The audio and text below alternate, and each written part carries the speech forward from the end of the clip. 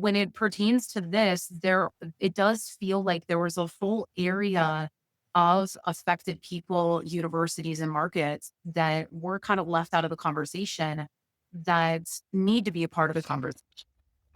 Whether you're developing a new student housing community or acquiring an existing one, fast and reliable internet isn't a luxury, it's a necessity. But when it comes to serving college students, standard telco providers often fall short on both performance and support. Don't risk a frustrating experience for you and your residents. Choose Campus Technologies, a provider with nearly 25 years of expertise in delivering top-tier internet infrastructure and exceptional customer service for student housing nationwide. Beyond high-speed wired and wireless internet, Campus Technologies also offers managed IT services to keep your property management team running smoothly at their properties. Even if you're not currently in the market for a provider, you need to know the best practices for upgrading your property's internet infrastructure. Download their latest white paper today. You can find the link in the show notes or visit campustechnologies.com. Well, hello and welcome to the Student Housing Insight Podcast. I'm your host today, Wes Deese, also the CEO of Student Housing Insight. If this is your first time joining us, welcome. And you can also find out more about Student Housing Insight by going to our website at studenthousinginsight.com. We are a platform and a community for student housing professionals to come together and network, share ideas and data, and we welcome you to the podcast. If this is your first time, it's a very special podcast, doing things a little bit different. We'll get into that in just a second. But also want to let you know, we are also the producers of the monthly student housing webinar for the industry called Shop Talk. You can find out more information at shoptalk.info, but SHOP stands for Student Housing Operations. So if you're involved with anything related to off-campus student housing operations or P3 student housing operations, definitely would suggest that you tune in for that. It's typically the second Thursday of each month. Sometimes we have to alternate a little bit. So to get invites to Shop Talk, make sure that you go to shoptalk.info, and there's a section there for you to register to receive meeting invites. And if you go there, we'll make sure that you're on the email list here to receive that. So if you are a regular listener, and especially if you're one that checks us out on video on our YouTube channel, things are a little bit different. I'm not in our typical podcast studio. A couple of things that have going on in our building, so I've had to move to another office and set something up temporarily. But I've got a special guest today, and all I can say is she's found. How are you doing, Greta? Hi. I was like, I'm a guest? Rude. Okay, special co-host, and should be special co-host. You've been the co-host since the beginning, and but you've been away for a while. And for those that maybe you've tuned into the podcast in the past year and you don't know who Gretta Dare is, she is. You'll find her on our website. She is our main co-host, but she's been really busy the past, I would say, 18 months, maybe 24. It's working on other projects. But I think it's safe for us to disclose to the audience what you've been working on. You want to give everybody an update? Yeah, I've been a little busy, not a ton, just doing a couple of things, relocating across the country. We started a new company, very exciting, started Vitra Housing, and headquartered here in Indiana, where I have relocated to in the fine Midwest, and taken over a portfolio in Southern California, with mainland being located in the USC market. So very exciting stuff. Yeah. Congrats on that. I know that has been a labor of love. And if folks want to find out more about Vitra Housing, the website is vitrahousing.com. Perfect. You are the maker of all things when it comes to student housing insight, and want to just kind of acknowledge you for all of that you've done and the help that you've given me over the years in trying to make this a platform that all student housing professionals can kind of get plugged into the network. So thanks so much for that. We're doing something a little bit different. Not only have you not been part of the podcast on a routine over the past year. We wanted to get back into that, and we were just like, hey, how do we do that? What does that look like? And one thing that just, I feel like is missing, not just with this podcast, but I think from an industry standpoint, is we don't have a podcast that like really kind of recaps the news and the things that are happening within the industry. And so why don't we just, as you're coming back, why don't we just do a monthly wrap up of the news that's happened? And boy, did we pick a crazy, a crazy month to do that in September. There's been a lot of news that have been happening. And so I'm looking forward to getting into all of that. But Yeah, anything for I think that anything was you already know. Well, because we've also been talking about doing it for a long time. And it feels like the only time that we get to talk about the news is when we go to the conferences and it's, can you believe all this is happening? And there's been a ton of news to talk about for months. So I think that I love that we're doing this. yeah, and we'll provide all the resources that we're going over in the show notes. So you can link to that. But let me bring on my screen. Got a couple of things we want to go through. Obviously, our friends over at Student Housing Business Magazine are going to be a big resource for a lot of this because they're always covering the news of the industry. So make sure that if you're not already subscribed to their weekly newsletter, it always comes out on Wednesdays. You can go to studenthousingbusiness.com and get that. But I'm bringing up the website here. And again, if you're listening to this, I'll try to be as descriptive as possible, but I would really, encourage you guys, now that we're doing everything in video, make sure that you're subscribed to our YouTube channel. I did have somebody ask me the other day if we were on Rumble. So that maybe has to be something that we end up doing. But right now, our YouTube channel is the only video resource that we have And for do you this know that Spotify podcast. does videos now too? Spotify? Yeah. Yeah, there's a long story there. I'll tell you about that. Hopefully Okay. that will be something that will be on before too much longer as well from a I'm just video perspective. okay. But we are there. We are there already from an audio standpoint. So I'm opening up the studenthousinginsight.com website. A couple of things I want to go over with everybody here so that you know what all you can get on the website. I wanted to pay attention to this banner that we have on top of the homepage, which is announcing a conference that's coming up. It's LeaseCon, TurnCon, this same guys that do Student Housing Business Magazine and the annual Interface Student Housing Conference. We've partnered with them on this conference over the past couple of years. And so this year we are doing offering scholarship program for 3 people.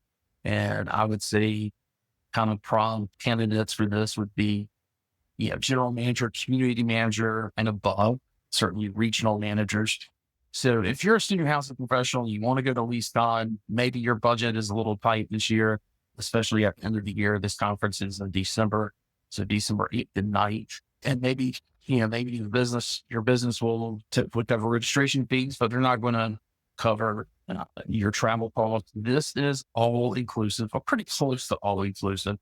We are providing both not only the registration fees are covered, but also we are taking care of travel or a travel stipend up to $500. So round trip airfare, or if you're driving, we'll give you a $500 gift card for that. Thank you to our sponsors for making that happen, as well as a 2-night stay at the Hilton Uptown in Charlotte, North Carolina, which is the venue hotel for that. We'll talk more about LeaseCon TurnCon in a little bit, but wanted to bring that up. Also, all the events that we're going to talk about, you go to the events tab and they're all listed there, including our monthly shop call.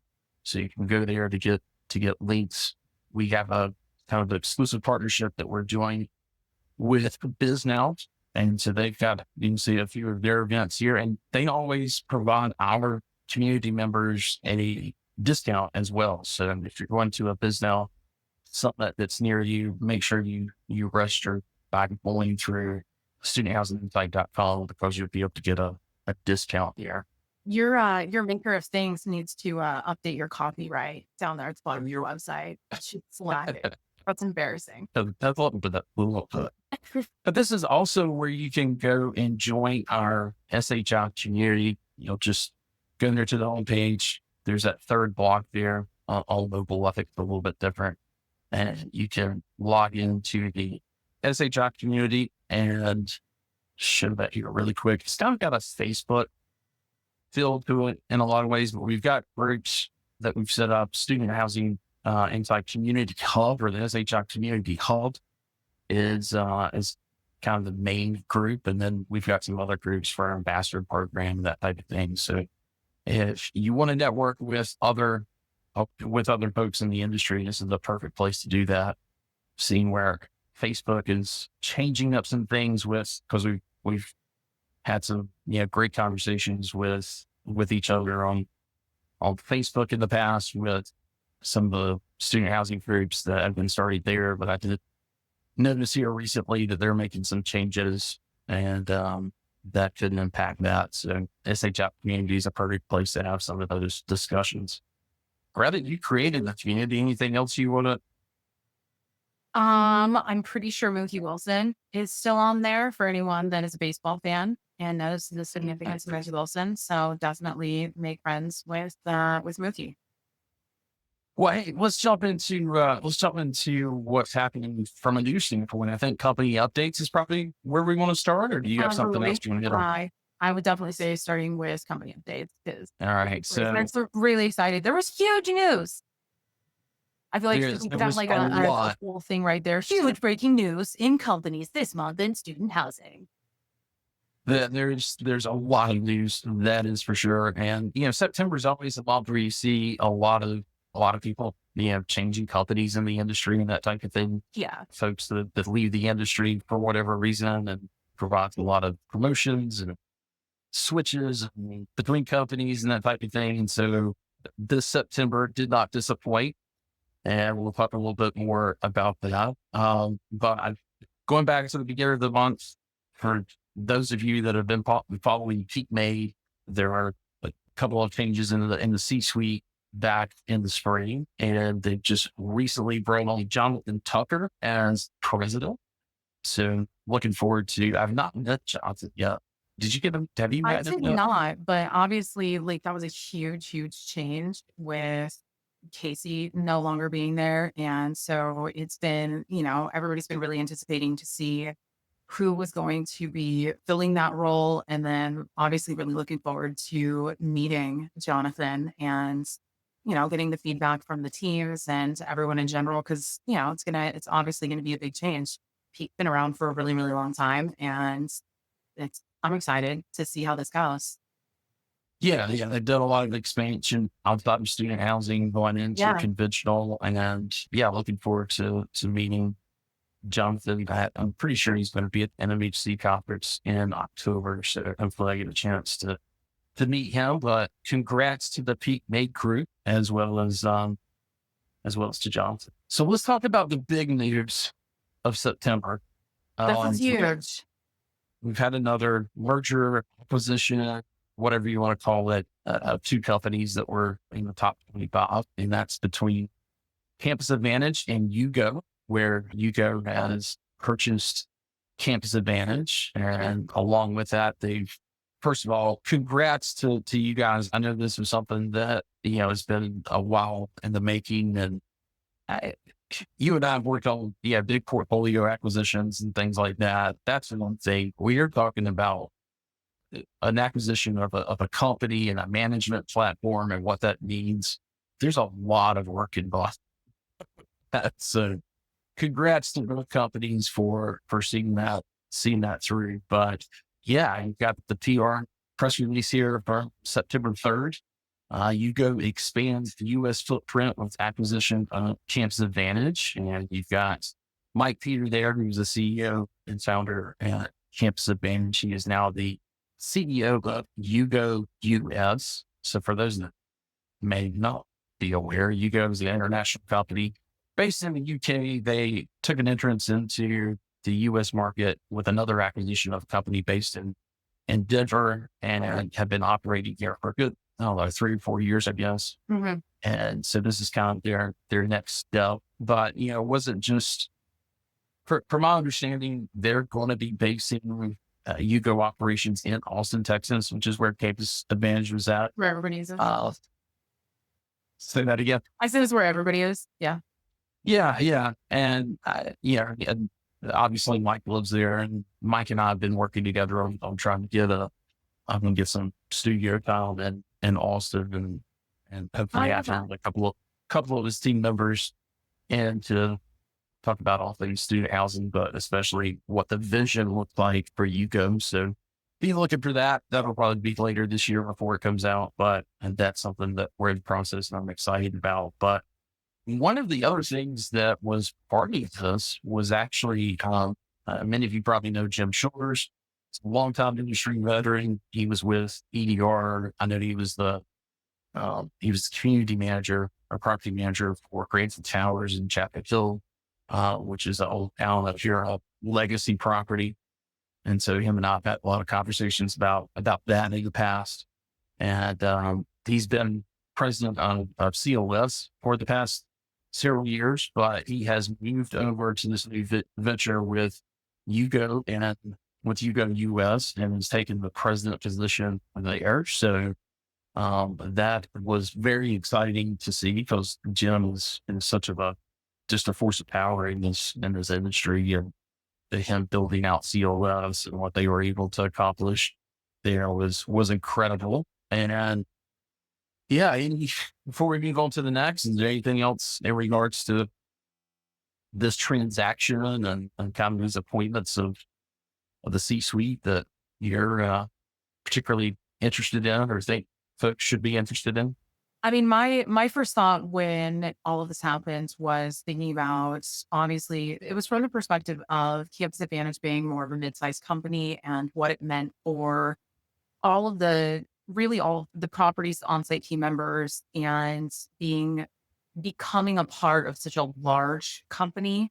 It's really life-changing, and it can potentially mean a lot for their careers. And hopefully that was a really exciting thing for everyone, that it might mean long-term stability. It might mean opportunities for, advancement and growth, and just access to more tools. It might mean that even the director levels or senior managers in the corporate office, that they have access to just more tools and budgetary items in general that maybe they didn't previously have. And so my hope is that with this acquisition, this merger, it's obviously, we know that it's listed as an acquisition, but that this gives everyone the opportunity to expand and grow in ways that everybody is really excited about. And so that's obviously what my hope is that this has a huge positive impact on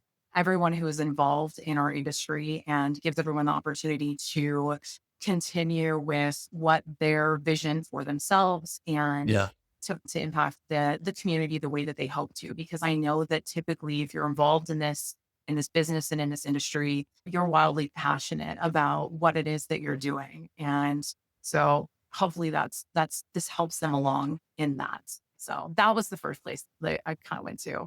And really, Yeah. like you said, Jim Shoulders, he's a really great person. He's been doing this for a long time. And so him being a part of it, to me, that was a positive sign. Yeah. Yeah. I think it shows yeah, definitely if he is stepping into that, he had to feel really good about, what was being proposed to. So they're excited to, sit down with them and kind of get the inside track, all of that. But Hugo is such of a powerful brand from an international standpoint. Yeah. And, Huge. I don't know exactly where they fit into the top 25 before this acquisition as far as within the US, but this certainly propels them and brings them up higher on the list. But I think he gives some real, if they have it, there was a good foundation, a good baseline there before, but I feel like this is something that, because Mike has been part of this, a been part of the industry from way back. I mean, he's an OG when it comes to this. And The first deal they did, I believe, was at UNC Ash from a management prospect, it was actually that I think that deal was actually was the first property that Campus Crest ended up developing. So that gives you a little bit of an idea of how long Lycan has been at this with Campus Advantage, and just good people and Yeah. really excited for them. Well, and then sorry, and then we can totally move on because I know we've been on this forever. The other part about that too is that again, like you said, they originated overseas, and not a lot of there's not a ton of opportunity for the exposure overseas, and that has to for me that would have been exciting. So that part, Yeah, I think right. it creates a little bit of a blend. I mean, you know my background with doing some projects in the UK and working Yeah, with some of the operators over there. And I think what this really does is there's some things that we do operationally that a lot of folks, and a lot of it has to, just background into the prop tech that we use that has not been available in the UK. And I think this is going to allow for, kind of this crossing of streams or whatever on the prop tech side as well. And yeah, I'm excited to see that because I've already talked to some prop tech folks that have been wanting to go in the UK. They just kind of needed, a ticket, and this gives them that ticket, and then vice versa coming to the US for some of the other platforms. So I'm excited to see because it's going to be the best of both worlds, right? for sure. Well, of course, we mentioned about Jim Shoulders going from COS and is now at Vitra. That obviously has created some opportunities with COS And more great people. and more great people. And Dan Sharpie, who's been on the podcast before, was their chief operating officer. He has now been promoted to president. So big congrats to Dare for making that move. He was certainly ready, and I think that made all the sense in the world. I feel like he's probably been ready for this position for a while. And so I'm excited to see all these people making the moves that they're making. And then moving into the CEO position is Gary Dancy, he's been a COS. I don't know if he's been there from the beginning or not, but pretty early on. And now he's moving into that COO role. So I think I've met Gary once, but looking forward to sometime in the future having him on the podcast and getting his story as well. But yeah, CLS is another group that's moving into this no longer, if you look at the title here, it's now CLS Living versus it's been CLS Campus Life and Style. They're moving into conventional multifamily as well. So Diversification, very it's a smart. lot of diversification, but I want to get your opinion on this. Mm. I've held a long time opinion. I know this is going to probably make a few Oh, is this people the thing mad. that we fight about? Oh, I'm gonna get excited. I've held this opinion for a while. When it comes to recruiting out of Oh, the conventional multifamily, I'd rather recruit from the hospitality area or something else. would you rather recruit from That hospitality firms? I know you came from. I know you're the exception to it. You came from multifamily. Really? Well, you I, consider me to be the exception to like everything. You realize that, right? there are exceptions, but I would say generally, when it comes to coming from multifamily into To be fair, into student housing, sorry, I'm totally gonna cut you off because to be fair, coming from multifamily to students, it is so you know how like when you're trying, when your brain is trying to wrap its head around something and it legitimately feels it's like twisting and turning and it's like that very odd feeling. That is like, and I got really lucky in the fact that I was able to kind of like grasp and catch onto it relatively quickly when I started with ACC because that was like I jumped from multifamily into ACC and there was no time. Like I had to just get it very quickly. Everybody knows this. The story's been, but remind me again what company you were you with before ACC. well, I was with it's because it's since been rebranded. So it was Stone Creek. Oh, I'm sure, but I'll read. Yeah, that it was Stone Creek Living then, but I was in a So, property in Columbus, Ohio. And so we had like 40% graduate students. So we were like gotcha. 60, we were part of that shadow market. Yeah, yeah, But yeah. So really And understanding, you were also in that demographic too, if I'm not mistaken, I was because in, you were like early 20s at that point, right? yeah. Yeah. Like, are Yeah. you saying like okay. Yeah. But the thing is that like when you're coming from multifamily into student, trying to conceptualize the whole like the lease concept and on a cyclical basis, turn not happening all throughout the year and the renewal process also being cyclical, like all of this, it is very odd trying to kind of wrap your head around it. And for me, it was even more difficult because when I first came into it, we didn't run background checks on people. We had just the whole everything about leasing was very, very different when I came into it.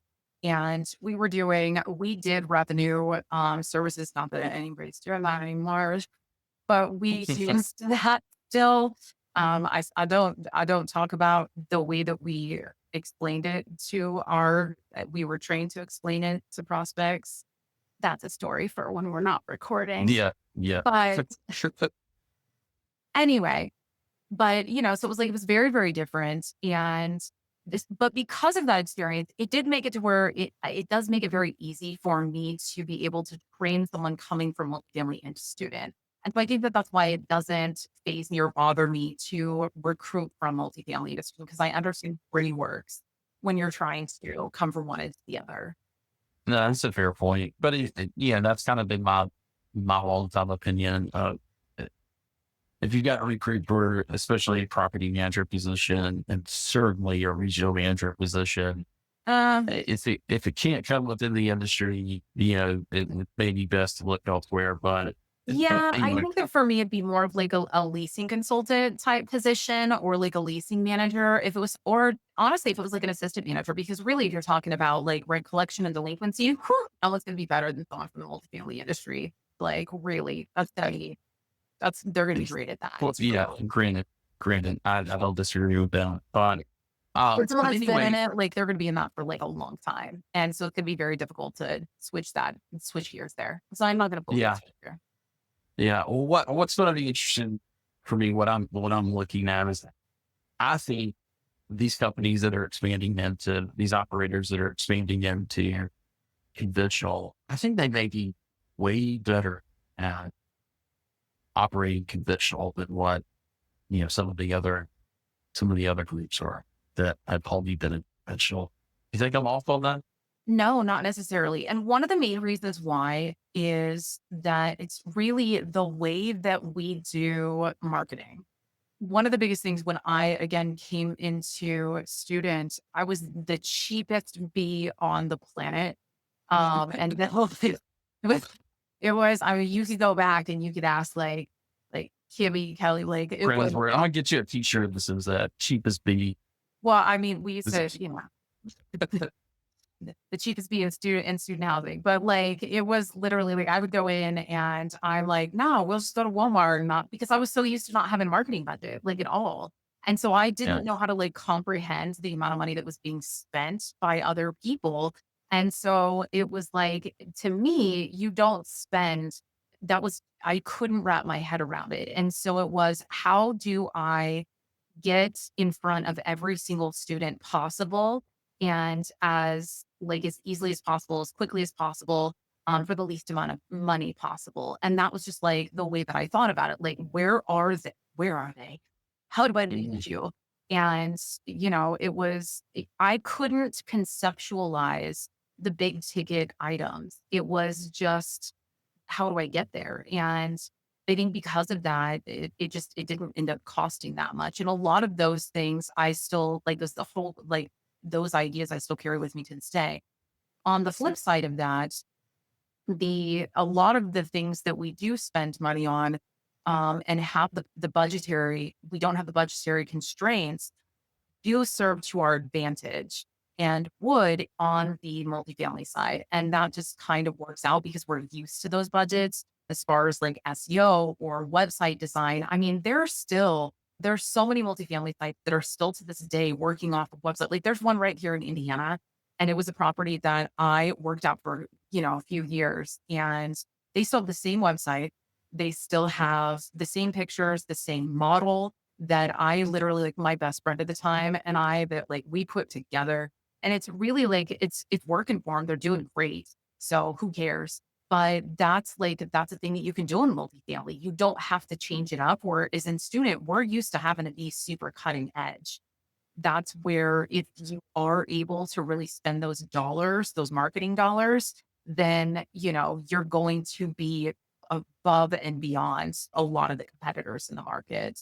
And if you're out there finding your demographic and you're doing that shot in the sniper marketing that, Willie and I like to spar over versus the shotgun method, and finding your demographic and really going out and marketing directly to them, then there are, certain competitors that really do that. And they are still actually getting out there and finding that demographic and targeting them. And they're doing those same things that we're used to doing, but they're likely not going to have the same marketing budget that we're used to having in students.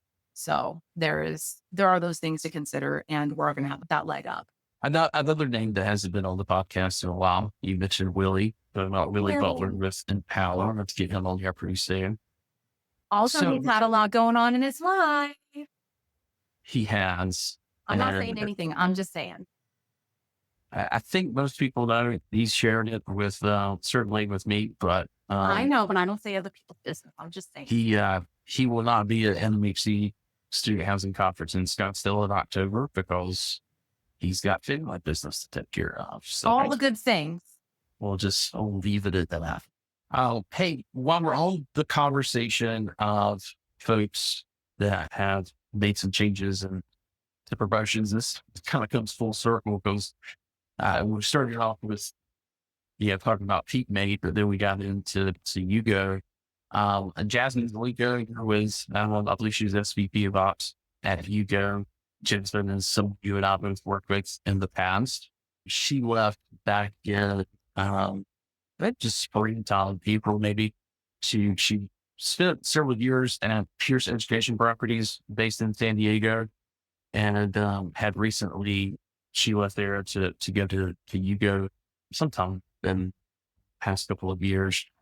And of course, folks that listen to this podcast on a regular basis know that Fred Pierce, who and is really a somewhat of a godfather, within the student housing industry, he passed away last fall, and back in sometime in the summer, his widow was there's an announcement made that she was the new CEO, Christine Pierce, and just Chad and I are our friends, and we've had some conversations over the past year, and Christine really wanted to bring her back on board and to help her with kind of position the company for what's next. And so she joined, like I said, I think it was back in April as their chief operating officer. But this past week, and you guys were actually together when this announcement was made, Pierce has promoted her to president and CEO. So what was that like? I mean, what's going to happen? So, or at least when the announcement was made. So it was actually incredible because yes, we were at the conference for SHB in Savannah, and she had to walk out. She had to take the call, and it was funny because I walked out for the same reason that I saw her, and I was like, "Oh no, did something bad happen?" Yeah. And because it looked very serious.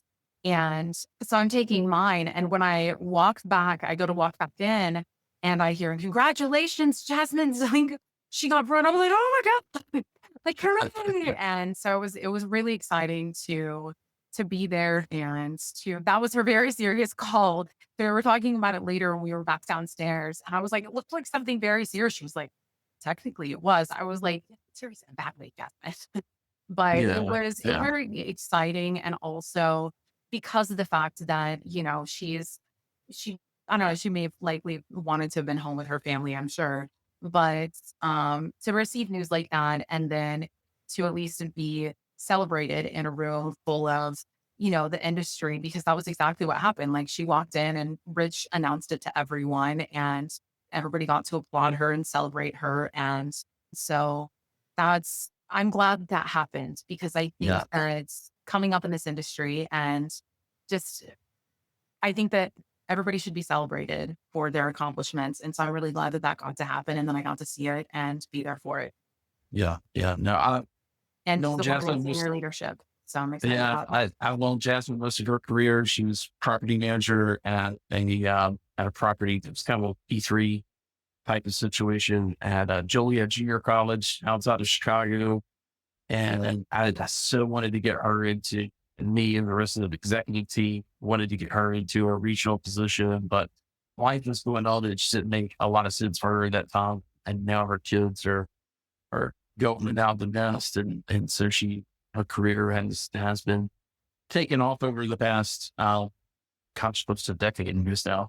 And, super excited to see this is like, and Pearson's like failing. She was very instrumental in getting the interview that I had with Fred back in, because it was like October of 23 that we had that discussion, because he passed away, I think, in June of 24. And it was on top of it. It's kind of this freak thing that happened. And, she was so sad to not be there, when that happened. But like I said, she was very instrumental in getting everything set up with Fred. And I've kind of followed Fred, or at least my entire career, and knew much of the story.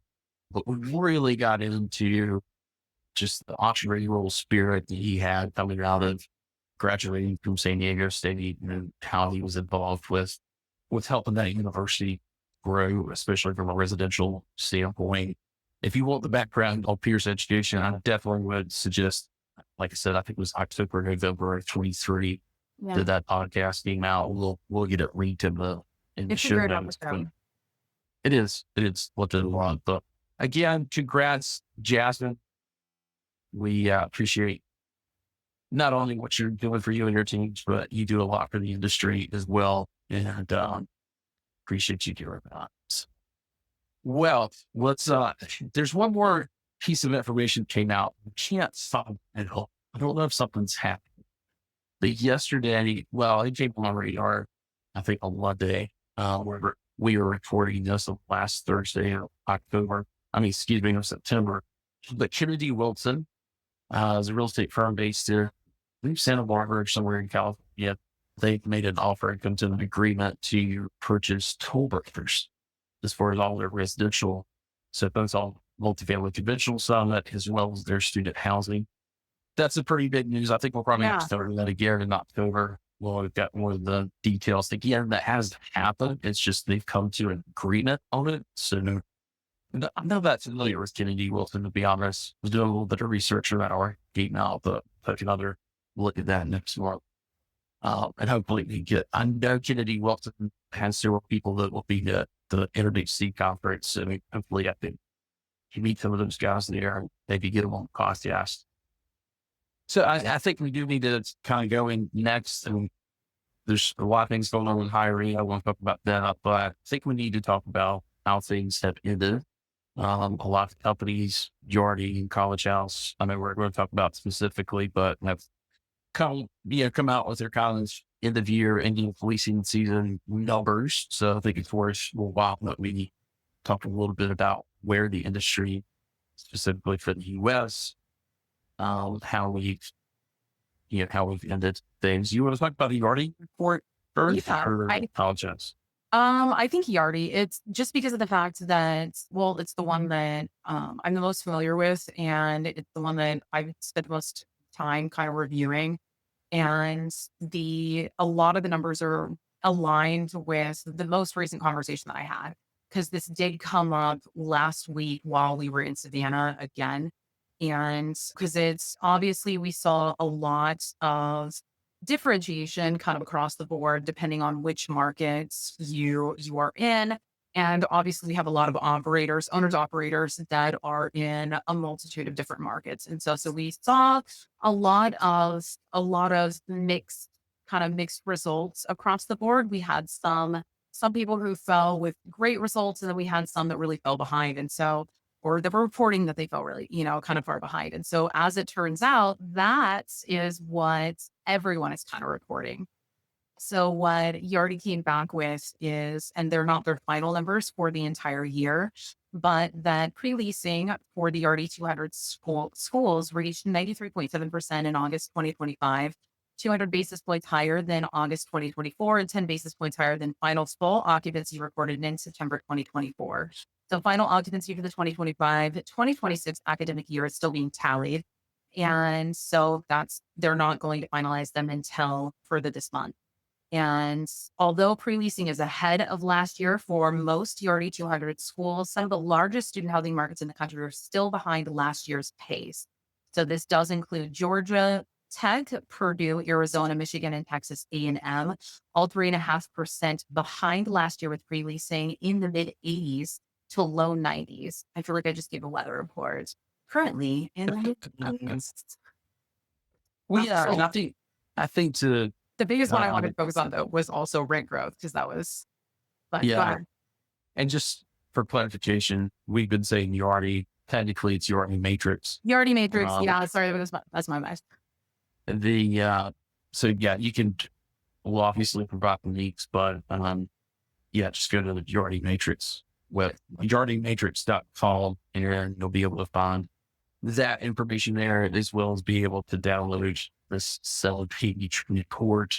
What I love about that, well, before we to contrast this with college house and some of those annual numbers, Yeah, there were a just couple that were like slight variations. I was going to point out we got down to like the main one where there was that contrast because I know that you were going to cover some of the college house stuff too. well, But the main yeah, one was different. let's talk about the national numbers and contrast them. Okay. 'Cause Because they're the not main they're not one, right.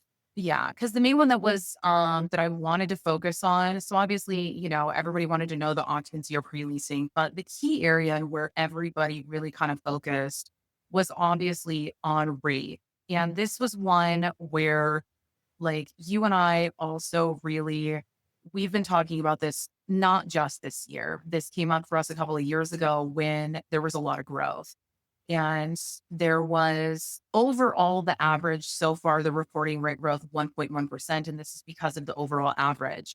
However, and I am going to zoom in on before I get to the part where there's that Well, discrepancy. just give everybody the background on what you're talking about, because a lot of times we have folks that have not been in the student housing industry before that are tuning in, not from Oh, a fair. standpoint, Well, but because it, from an investment standpoint, and they may not have the full context. When Greta says that we've had 2 years ago, we had big increases, we're talking about national averages of, certainly regional averages of 12-13%. Um, since, basically since 2021, or I wouldn't call it the onset of COVID. 2020 was a little bit baked. It was pretty much already baked before COVID had really, before lockdown happened, I should say. And so when we come back to, what happened in 21 through 24, but really 21 through 23, we saw 2 years of increase. substantial increase. And all that's somewhat market specific, but when you're talking about averages of 12% increases nationally, you think about what that actually means on a market level. We could literally act on that for 24-30%. Yeah, that's what I was gonna say. Like there were when Wes and I had this conversation initially, it was because there was a shop talk where we had operators that were reporting 17 to 23%. And it's because that the reason why it's stuck out, that 23 it never left me. And I was extremely concerned about what those numbers were going to look like year after year and the sustainability of them. And so in this report, and it, like I said, it did come up and has kind of consistently come up like throughout this year. It came up at interface and then, it's consistently come up with the operators. And so here in this report, it is that for where we're seeing that we've had a drastic decrease where we've gone into the negatives. And so we have multiple markets that saw they've had to decrease like negatively in the market. So University of Arkansas is reporting a decrease of 7.3%. We have negative 0.3 at University of Tennessee, which Like that's, that's a shock. You have negative 3.9 at Clemson. And some of these markets, they reported that they started out stronger. And then as the leasing decreased drastically, they had to lower rates in order to continue. You have Texas Tech, negative 3.5%. You have University of Texas, negative 1.3, Arizona State, negative 6.5. And you have some really strong ones too, where University of Missouri saw 11.7% increase, Auburn, 11.4% increase. And so they're kind of really all over the board.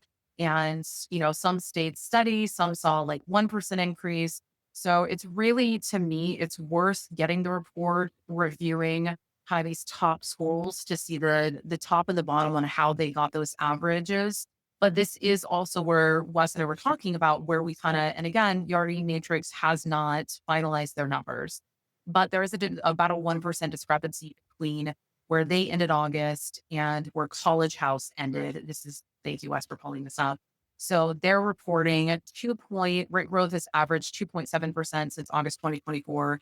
And College House was it 3.7? So it's literally 1%. Yeah. Well, and Yeah. we'll Year over year. really give some context. This is from our shop talk report on September 11th.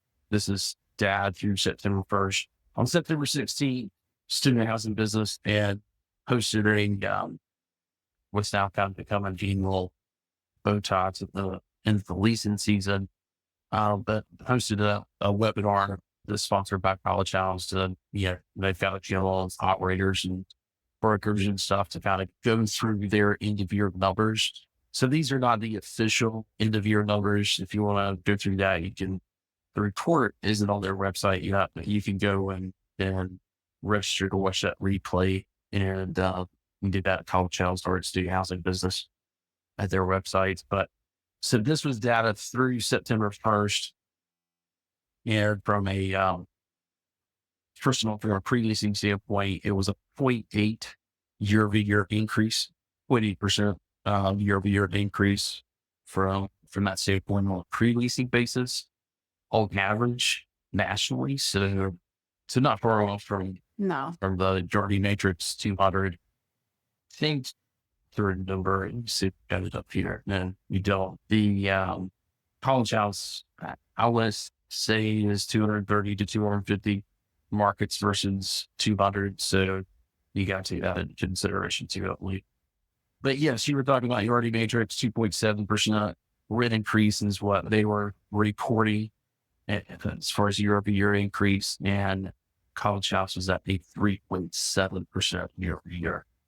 This is the bigger news on it is now that national average is at $1,004 per bed national average. Can I tell you, I remember when real rates were $299, $399 a bed. I mean, I don't because I'm not a million, but I do remember. No, yeah. But I do remember. She's back already making fun of my age.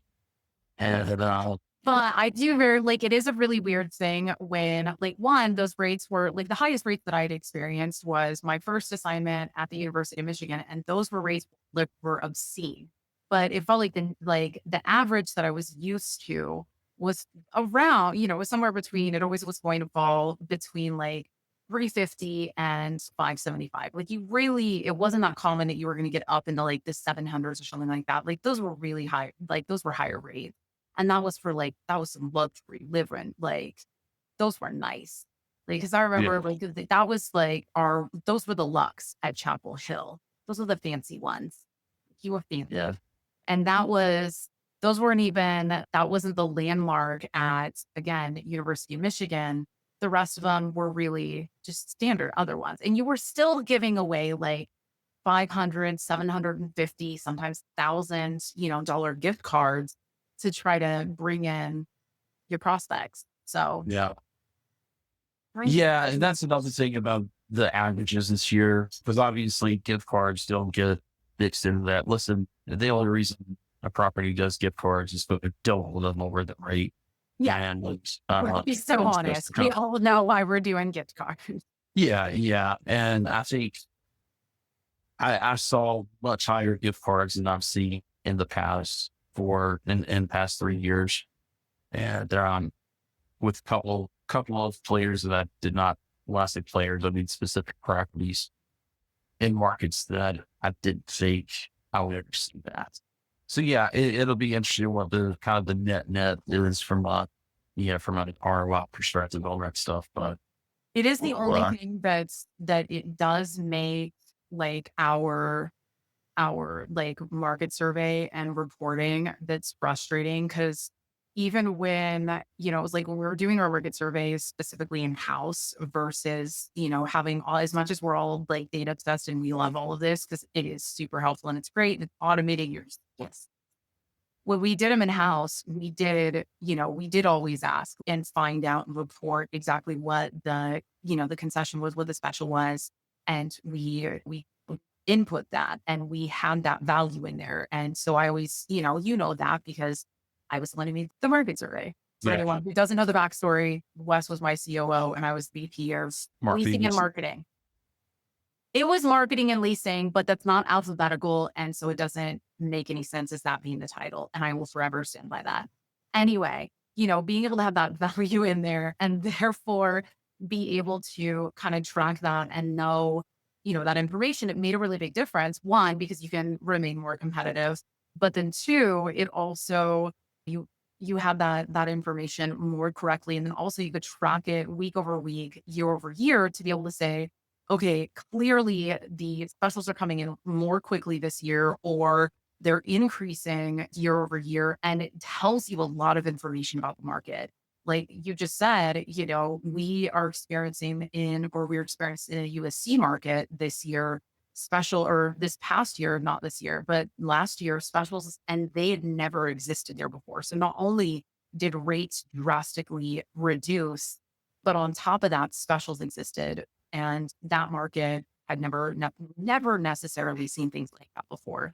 So I think that Yeah, that was something that had been seen just across the board in general. And being able to track that makes a huge difference. And it really kind of feels like we can only do that when we're doing it internally. yeah. So hey, let's anything else on your No, numbers you want to talk about? Are you ready to go to your maybe, I want to talk about what's happening from a higher end standpoint. yeah, There's because a I'm lot. really excited about this topic. Well, and let me just say there's a lot that has happened just in the past couple of weeks that has highlighted and tends to cover a lot of different things. We're not going to talk about a lot of them because I don't think it's necessarily appropriate for a student housing podcast. But there Also, is a we lot covered a of lot. He covered yeah, right. everything. Yeah, there's if you want to talk about some of these other things, there's plenty of channels out there that provide that. But the one thing that we've been following pretty closely, as close as we can, because not a lot of people that are willing to talk about it, and quite honestly, in circumstances around the data that is collected throughout the year. I don't want to say it was that I felt like it was being held back from some of the agencies. I just don't think they clearly didn't have a good grasp on what was going on with visas. So we're going to talk about international students is where we're going to open things up. So there's been a whole thing because of a lot of the changes in how visas are being processed and the background, how that is going to end up impacting enrollment specifically with international students. And then, just also things from a political nature within our country as to how welcomed international students may or may not feel. Because it all depends on who you talk to. I've heard kind of both sides of the coin on some of this stuff. And I think it's perfectly legitimate. But that's the question that people have been coming to me each year. Hey, can you talk about this on Shop Talk? Can you talk about this on the podcast? And the problem was just there was not good data that anybody could point to. And people were afraid to talk about it. People within the industry were afraid to talk about it because they felt like it could end up causing some kind of concern around specifically the student housing industry. And then there were also folks that it's kind of serving in that agency field for recruitment of international students that I think have really good, or a much better grasp on that than what our federal agencies have on it. But they didn't want to talk about it because for some of the same reasons they didn't want false concern. But they would talk about the positive. They would not talk about what they were seeing. I genuinely And didn't even think about it. Like to me, but you know how I feel about data. To me, it's like I just want information. just just give me data because I just consider it to be valid. I just think about it like numbers. yeah, But well, so we're reporting this on September 25th. As of September 23rd, I woke up that morning to this article in Inside Higher Ed. Title is International Enrollment Down at Regional Publics, Small Private Colleges, and subtitles Large Selective Colleges enroll the greatest share of international students, but they're not the institutions feeling enrollment drops so far this fall, early data shows. So, do you want to summarize this a little bit, or I can pull up the summary I've got? I would love to, mostly because I was very, very excited about the information that's being reported in here. So, anyone that goes to, if you're watching or if you end up coming to the podcast to access all of the information or data that we are sharing with you, this report I was very excited about that, or excited about this. What I told Wes is that I felt like all of the information and the headlines that have come out regarding international students have really honed in on and focused on the major universities that have, according to them, kind of suffered the largest numerical, not percentage. And those two correlate in a lot of cases, as we know. But those are the biggest news that have been made. And then a lot of other aspects. And I think that Wes, when you were talking about where you were before, those are the areas that to me, in my mind, that would be more touchy subjects, I think. But when it pertains to this, it does feel like there was a full area of affected people, universities, and markets that were kind of left out of the conversation that need to be a part of the conversation. And so I was really happy to see this information because we also have a lot of we have a lot of people and operators that are also affected, but also we all serve students. This is our industry, therefore we all should care. And so this is specifically focusing on or talking about the fact that the smaller regional and faith-based institutions are actually being deeply impacted by the international students decline. And so this touches on, and so additionally, this article actually pulls all of the information either directly from the universities or local news or like all of their sources. So all It's not. It's not pulling out the common data. It's not pulling out the common data set, which is it's the report that is basically is due at the end of October for it to be submitted to the state and to the federal government. And yes, those numbers, all of these are just preliminary numbers of the universities, specifically in this case, are reporting to. I'm trying to find it. Was it early numbers to NAFSA, or was it? I'll have to go look through the article again. But there's a link to it in the article. And well, and some of them spoke directly to the university, but like on that. Well, and I want to remind everybody, because if you tuned in to Shop Talk back in March when we had Tom from Oxford International on, and we talked about that the numbers from the year previous, where we thought we saw this flip from as far as India taking over kind of first place for the most international students, that actually by the time we got to January had flipped. And so even when the common data set comes out. You and I argued about that. I know, but I mean, just like these were numbers that NAFSA had put out. So yeah, it is what it is. But I just bring these up to say, hey, it's not final, but there's still a lot of things that end up getting worked out with this data. But the other thing, and the reason why I think obviously that it doesn't end up making as big of news or the same splash is because in some instances, and not all of them that are listed here are exactly like this, but in some instances, it is a huge percentage of the overall enrollment or university that can be a huge loss to a university, but it doesn't sound as big. So you have, like Lee University, that is a Christian school in Tennessee, enrolled 82 international students this past year. And they're only expecting 50 or 60 units this fall, which is a decline that is 39%. So if you just say they're expecting a 39% decrease, that's a lot. That's a huge decrease. But if it's, if you're talking about a drop from 82 to 50, that doesn't sound like that big, but it's a huge hit to a university that size. But then additionally, Cleveland State University, the administrator said in May that they expected 579 fewer international students this fall, 486 of whom are returning students. That results in an 11.5 million in lost revenue. So again, it doesn't sound like that many, but it does end up deeply impacting the university in real losses. Yeah, but this is a student housing podcast, so let's stick to the campuses. No, I know. The only reason I was saying it again is because of the fact that this is why I don't think that this is making news. And that's why I did want to bring it up. And so, but there's a couple here I want to bring up that, let's talk about campuses with some amount of student housing, off-campus student housing, privatized student housing. Oh, yeah. And so the other one is like Indiana University, Indianapolis. And so we do have, I happen to know. Does Indianapolis have? Yes. Okay. I worked for a company that did. We've got a property here. Thank you. So yes, Indiana, IUND, right here, where I live. So reported a 26% fewer international students full enrolling. So yes. And then additionally, IU Bloomington also reported year over year. So that's two right here in my state. So, and both of those do have multiple purpose built. We just stop acting like my state doesn't matter.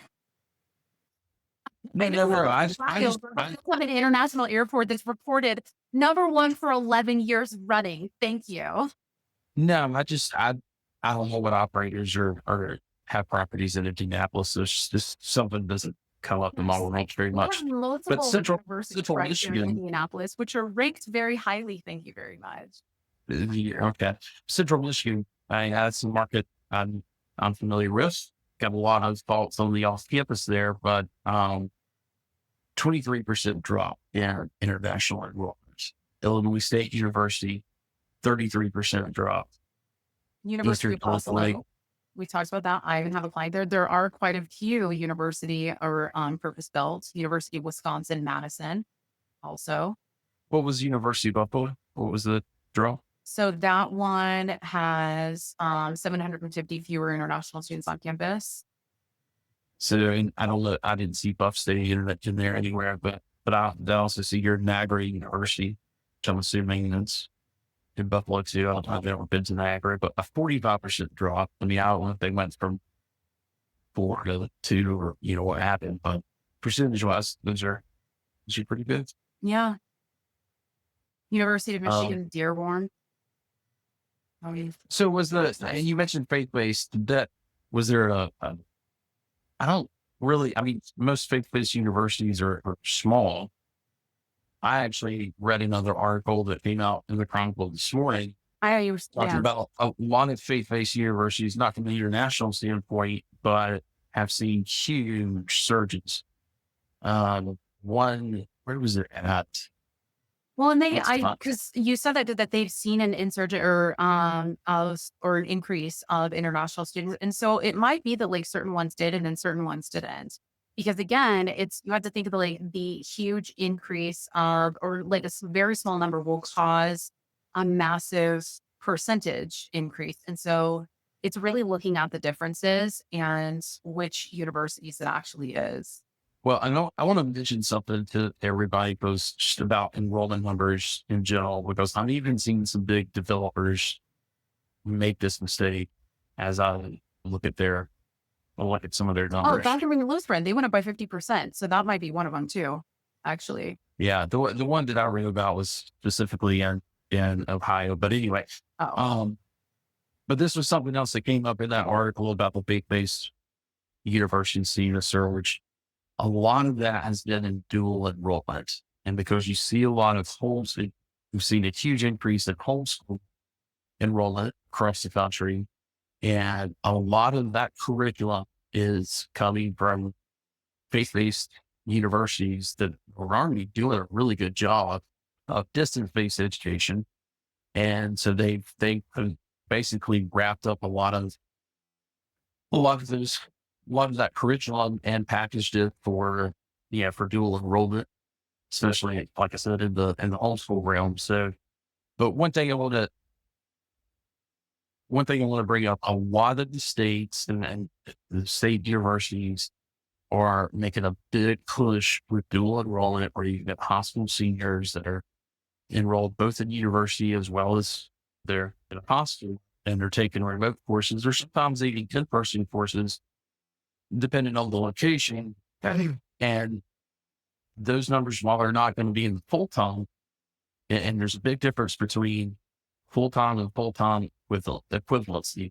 Full time equivalency is basically taking all of the hours that are being taken by the students and dividing it by 12 or 15 or whatever they use as a full time student, and saying this is how many full time students we would have, if they were all considered, taking 12 courses or 12 hours. So if you're digging into these numbers and providing them for, either potential investment into a market, or, from a development or an acquisition or whatever, you've got to pay attention and the difference between full-time and FTE. And you've also got to really dig in regarding dual enrollment, because that's something that I'm seeing people miss. But I think we'll continue to see what happens with international students. I do want to make this other comment about international students, because as more and more data comes out, I don't think we're going to see, just like with COVID and how that stops international modality into the U.S. We also ended up, seeing most of especially the larger flagship universities, just accept more students. And that was incredibly easy for them to do during COVID, because they didn't have to rely on SAT and ACT scores to accept those students. So a lot of that is now sunsetting. They're going to have to start using SAT scores again. But the one thing I want to mention with all of that is to keep in mind, student housing, off-campus student housing doesn't see an impact of those enrollment numbers typically until that freshman cohort is going into their sophomore and junior year of college. So even though off-campus may be doing really well this year at a particular market, as you're gearing up for next year, you need to really understand what happened from an international standpoint and a dual enrollment standpoint, to understand how that's going to impact you for next leasing season, and certainly the one after that. I completely agree. That is an excellent point. Honestly, just like I don't have anything to add because yeah. Well, I think that doesn't cover all the news in student house from the month of September, but hopefully we made a dent in it and got some folks called up if they're not keeping up with these stories. And No, they would have to be here. Yeah, nicely 3 days. No one wants to yeah, sit here so for that long. right. So I want to ask the audience, what is it that you want us to cover, in these end of month wrap ups? We've covered obviously company updates. We've covered hiring news, that's impacting us. I feel like for legislative and pre-leasing information, this is probably not the episode you want to tune in for that. We obviously covered it today, but Shop Talk is where we really go over that information. So I would say, and we have the industry professionals that are there to talk about those things. So really encourage everybody, if you're not already subscribed, to getting those invites, get that. But yeah, please drop us an email, contact@studenthousinginsight.com. Otherwise, And we're let just us going to know. play news roulette, and you're just going to get whatever it is that Wes and Greta decide are Yeah, that important for works you too. to know. Whatever we like. Yeah. But I do want to bring up, before we leave, we've got another episode that's coming out. either right before or right after this episode will be out, which is covering the fall conference preview. We've got a bunch of stuff that are coming up. We've already had it. Now did their virtual webinar summit on student housing this week. And then, as we mentioned, next month is NMHC Student Housing Conference in Scottsdale, Arizona. That's going to be October, basically 19th, or I should say 20th through 22nd. I think this week. That's a month later than last year, isn't it? It's a couple weeks later, I think. That's what I thought. Okay.